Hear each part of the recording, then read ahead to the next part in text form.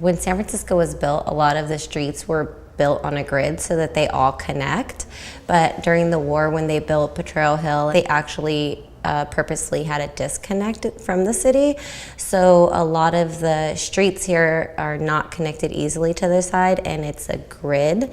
So it's overlooking the bay, and the views and everything are really beautiful. You can see the Oakland Hills, and you can see the Bay Bridge, and you can see the San Bruno Mountains. But getting around, you definitely have to get used to like walking up a lot of big hills and being able to handle the terrain of the hill. The Potrero Hill Terrace and Annex, when it was built for the war, there was actually two segregated parts.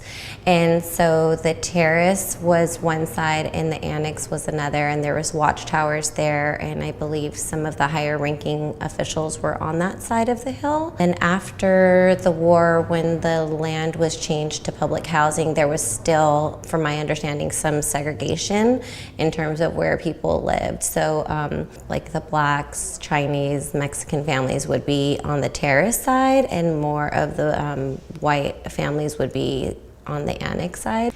I would say this community today is becoming more engaged with each other and is trying to become one community. However, there's still a lot of separate communities, especially I think because of the terrain and because of the history and how there was so much division before. I think that historically has carried on into what we have today.